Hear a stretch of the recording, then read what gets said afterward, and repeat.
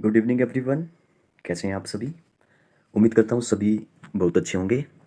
तो एक क्वेश्चन है यहाँ पे जो कि यूपीएससी का जो वो प्रीवियस ईयर का क्वेश्चन है। काफ़ी अच्छा क्वेश्चन है। इसमें लिखा है कि क्वेश्चन नंबर 92 है। क्वेश्चन है कि भारतीय इतिहास के संदर्भ में 1884 का रखमाबाई मुकदमा जो वो किस पर केंद्रित था। तो रखमाबाई के बारे में जो कोई यहाँ पे पूछा है। देखिए यूपीएससी ने अगर कोई क्वेश्चन पूछा है तो उसके पीछे जो कोई रीज़न होगा, कुछ ऐसे फैक्ट्स होंगे इसके बारे में, तभी तो ये क्वेश्चन जो वो बन करके आया है। तो इसके पीछे जो वो फैक्ट ये है कि एक तो ये जो रखमाबाई थी, अगर हम भारत में बोलें कि अगर पहला कानूनन तलाक लेने वाली अगर कोई महिला थी, वो जो वो रखमाबाई थी, ठीक है, तलाक लेने वाली।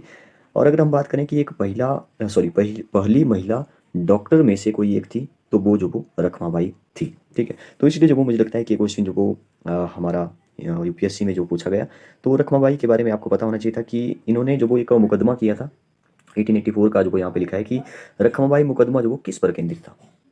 महिलाओं का शिक्षा पाने के अधिकार पर केंद्रित था, कि सहमति की आयु से रिलेटेड था, कि दाम्पत्य अधिकारों का प्रत्यास्थापन करने के लिए था।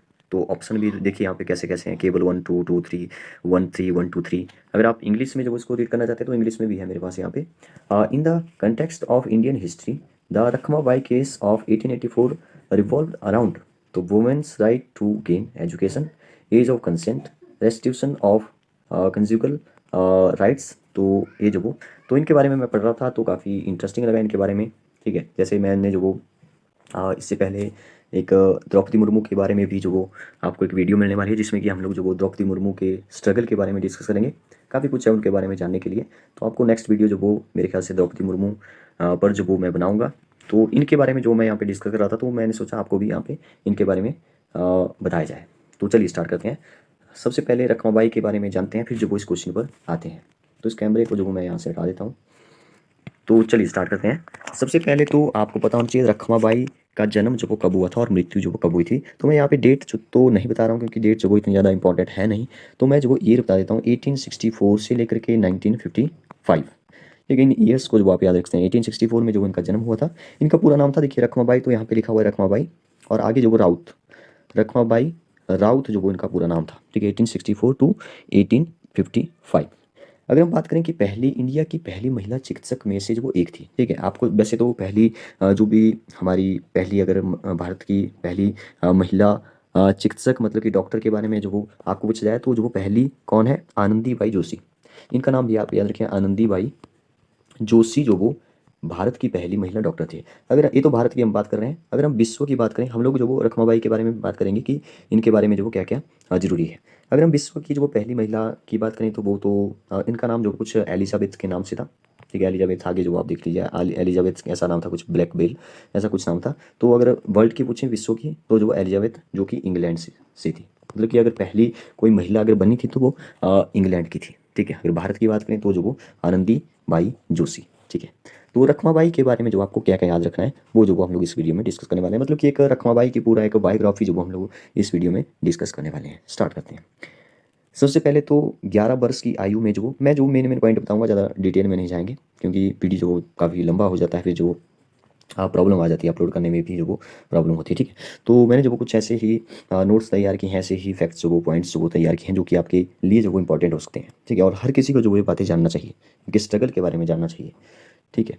तो 11 वर्ष की आयु में जो इनका विवाह हो गया था, ठीक है। 11 वर्ष वो, ऐसा ये बात हो रही है 1864 के बाद की बात हो रही है, इसके आसपास की बात है, मतलब 1864 के बाद जो वो 11 इसमें और ऐड कर दो तो ये बन जाएगा यहाँ पे 75। 1875 में जो वो मतलब इसका विवाह हो गया। तो मैं जो वो यहाँ पे ऐसे डेट्स पर जो वो नहीं जाऊँगा कि कौन सी डेट थी, सिर्फ आप इतना जानिए कि 11 वर्ष की आयु में इनका जो वो विवाह हो गया। अब इनका विवाह जो 11 वर्ष मतलब कि बचपन में ही इनका विवाह हो गया, ठीक है, ठीक है। और इनका विवाह जो वो 19 वर्ष के एक लड़के के साथ हुआ, ठीक है। 19 वर्ष का जो एक लड़का था, उसका नाम था दादाजी, ठीक है। दादाजी भिकाजी जो वो उनका नाम था, उसका नाम था, ठीक है। अच्छा, दादाजी से जो आप ऐसे मत समझिए कि ये जो इसका दादा था, दादा नहीं था, इसका नाम दादाजी था, ठीक है। तो इससे जो वो इनका विवाह हो गया। इसकी उम्र 19 साल थी, और जो हमारी रखमाबाई है उनकी उम्र जो वो 11 वर्ष है, 11 वर्ष है, उस टाइम की बात हो रही है, ठीक है। तो इनकी माता के बारे में भी जान लीजिए थोड़ा सा। इनकी माता जो वो, हाँ, इनकी माता मतलब कि इनके फादर जो थे वो, उनकी डेथ हो चुकी थी, तो इनकी एक विधवा बोल सकते हैं, विधवा माता थी, विधवा माता जब उनका विवाह हो गया तो ये जो वो जाना नहीं चाहती, क्योंकि बचपन में ही इनका विवाह हो गया 11 वर्ष की आयु में। तो ये जो वो अपनी माता के घर में ही रहती थी, मतलब जो भी विधवा माता थी, ठीक है। लेकिन क्या हुआ कि इनकी विधवा माता ने भी एक शादी कर ली किसी से, और उनका नाम था, इनकी विधवा माता ने जो वो अपने किसी सहायक थे, कोई सर्जन, उनका नाम था सखा सखाराम अर्जुन, ठीक है। तो इसको भी आप याद रखते हैं, सखाराम अर्जुन, क्योंकि इनका भी जो वो यहाँ पे बहुत बड़ा रोल है शायद। सखाराम अर्जुन से जो वो इनका विवाह हो गया, ठीक है। दूसरा विवाह हुआ, इनकी माता का के बारे में बात हो रही है, ठीक है। मतलब जब रखमाबाई के पति जो वो मतलब कि उनके पति ने जो वो बोला कि अपने घर चलो, तो उन्होंने जो मना कर दिया कि मैं जो आपके साथ नहीं जाने वाली। तो मैं क्यों जो वो ऐसा बोल रहा हूँ, क्योंकि ये जो इनके सौतेले बाप जो उनको बोला जाता है, सौतेला जो बाप था सखाराम अर्जुन, इन्होंने भी जो वो रखमाबाई का जो वो साथ दिया कि ये जो वो नहीं जाएगी, ठीक है, उसके घर में नहीं जाएगी जहाँ पे शादी हुई है। तो क्या हुआ कि एक मतलब कि 1884 की बात है, अब 1884 में मैं सीधा ही आ गया। 1884 में जो वो यहाँ पे एक कोर्ट में जो वो मुकदमा चला गया था, अदालत में बाल विवाह और महिलाओं के अधिकारों पर चर्चा होने लगी फिर, ठीक है। 1884 की बाल विवाह, तो हमें जो पता चला बाल विवाह एज ऑफ कंसेंट, ठीक है। यहाँ पे जो वो सेकंड तो मिल गया, तो सेकंड जो वो कहाँ पे, देखिए एजुकेशन के बारे में यहाँ पे कोई चर्चा नहीं है, तो इसका इस क्वेश्चन का आंसर तो सेकंड और थर्ड ही हो जाएगा, जो कि मैंने आपको पहले बता दिया, B is the right option, ठीक है। तो 1884 में अदालत में जो वो मुकदमा चला गया, और बाल विवाह और महिलाओं के अधिकार क्या क्या है उस पर जो वो चर्चा होने लगी थोड़ी सी। लेकिन बीच में जो वो क्या हुआ कि इनकी जो भी जैसे जो रखमाबाई है, इन्होंने अपनी पढ़ाई जो वो जारी रखी, पढ़ाई अपनी इन्होंने जारी रखी। और हिंदू क्योंकि ये जो वो गरीब परिवार से थे, क्योंकि इनकी देखिए शादी कर चुकी महिला जो वो अपने घर में ही रह रही है, फिर जो वो उनकी माता विधवा है, बाप जो वो मर चुका है, तो काफ़ी मुश्किल होती होगी उस टाइम। तो इन्होंने क्या किया कि अपनी पढ़ाई जारी रखी, और एक हिंदू महिला, ये हिंदू महिला नहीं है, हिंदू महिला नाम का एक अखबार था, ठीक है, उसको जो पत्र लिखा, वहाँ पे जो वो पत्र लिखा, मतलब कि तो उन्होंने जो वो इसका इनका साथ दिया, और लोगों ने भी काफ़ी इनका समर्थन दिया। इन्होंने बोला कि मैं जो वो ऐसी पढ़ाई करना चाहती हूँ, आगे भी डॉक्टर की पढ़ाई पढ़ना चाहती हूँ, तो इन्होंने काफ़ी मदद की। हिंदू महिला का जो अखबार था, इनके जो भी रिलेटेड थे, तो इन्होंने काफ़ी मदद की, और लोगों का भी काफ़ी समर्थन रहा, और ये जो वो लंदन स्कूल ऑफ मेडिसिन में जो वो पढ़ने चली गई, ठीक है। अच्छा, एक और मैं बात भूल गया बीच में, इन्होंने जो वो अपनी स्कूली पढ़ाई, अच्छा स्कूली पढ़ाई, ओह सॉरी सॉरी, मैं जो वो स्कूली पढ़ाई के बारे में जो वो यहाँ पे बताना चाहता था कि 7वीं तक जो वो की। लेकिन ये जो फैक्ट है, 7वीं तक इनका स्कूल था। लेकिन ये जो फैक्ट मैं बताने जा रहा हूँ, ये जो वो द्रौपदी मुर्मू से रिलेटेड है, जो कि मेरे दिमाग में भी आ रहा है, क्योंकि मैंने जो वो भी द्रौपदी मुर्मू के बारे में जो काफ़ी सर्च किया, अध्ययन किया उनके बारे में। तो क्योंकि मैं वीडियो बनाने वाला था द्रौपदी मुर्मू के बारे में, तो ये जो वो बीच में आ गया, ठीक है। इनके बारे में जो वो ऐसा कोई डिटेल में जो वो मैं नहीं जाना चाहता हूँ कि उन्होंने कैसे कैसे पढ़ाई की, लेकिन द्रौपदी मुर्मू के बारे में आपको जानना चाहिए, क्योंकि द्रौपदी मुर्मू तो हमारी एक महामहिम बन चुकी है, राष्ट्रपति बन चुकी है, देश की पहली नागरिक बन चुकी है, ठीक है। तो इसलिए जो वो मेरे दिमाग में वो आ गई बात, ठीक है। जल्दी वो वीडियो आपके पास आने वाली है, ठीक है। तो हमने बात की अभी कि 1884 में जो वो ये केस जो वो चला, ठीक है। और पढ़ाई जो वो जारी रखी, और हिंदू महिला का नाम, सॉरी हिंदू महिला के का नाम का अखबार था, तो उन लोगों ने जो वो इनकी मदद की, और स्नातक कर ली इन्होंने, मतलब कि पहली महिला डॉक्टर बन गई है, ठीक है, डिग्री हासिल कर ली इन्होंने।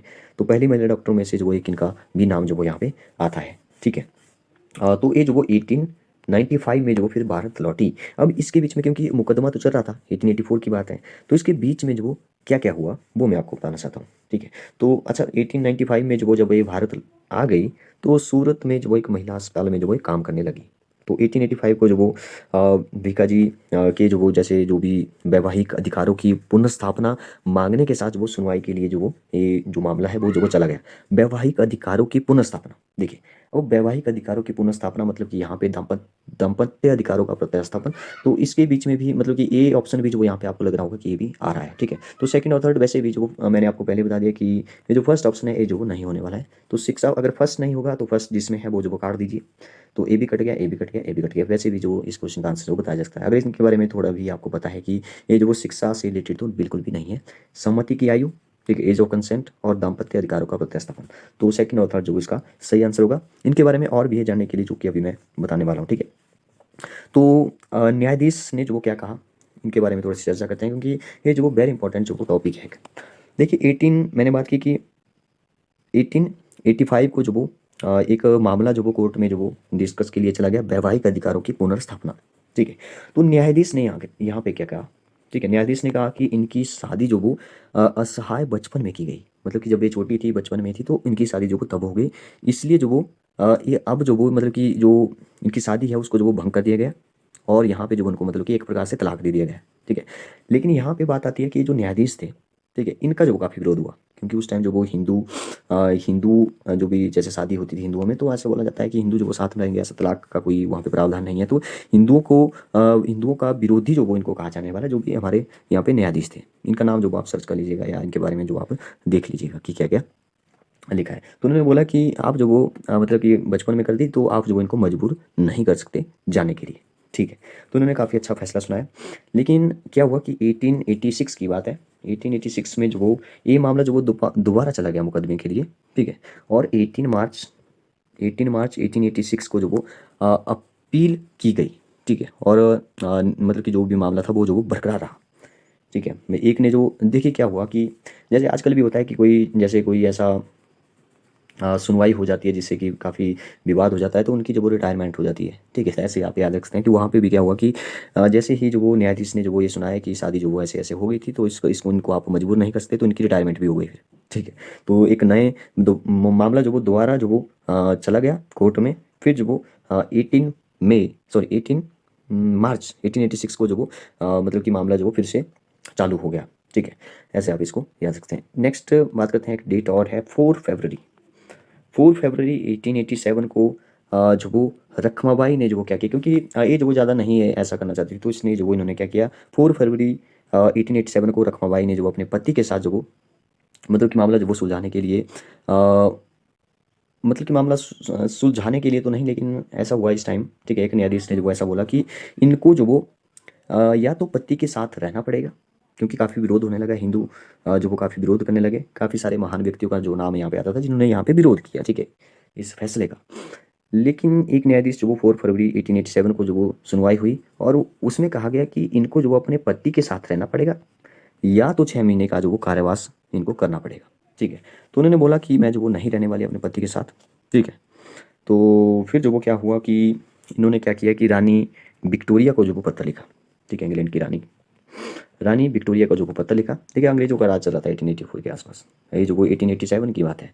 रानी विक्टोरिया को जो वो पत्र लिखा इन्होंने, तो अदालत को जो वो फिर रानी विक्टोरिया ने जो वो खारिज कर दिया, और शादी जो वो भंग कर दी कि ये शादी जो वो नहीं हो सकती, मतलब कि ख़त्म हो गई जो भी हुआ था। ठीक है, और अदालत जो वो खारिज कर दिया। तो ये जो वो काफ़ी अच्छा यहाँ पे डिसीजन लिया गया। लेकिन इसके बाद भी जो वो 1888 की बात है, अब 1888 की 1888 में जो वो दादाजी के साथ जो वो समझौता कर लिया। दादाजी जो इनके पति थे। ठीक है, तो इनके साथ समझौता हुआ 2000 का जो भुगतान के लिए जो इन्होंने जो भी दावा किया था वो जो वो इन्होंने छोड़ दिया, मतलब कि केस जो वो इन्होंने वापस ले लिया। ऐसे आप इसको समझ सकते हैं। तो फिर जो वो ये इंग्लैंड में जो वो अध्ययन के लिए चली गई, इंग्लैंड में अध्ययन के लिए चली गई।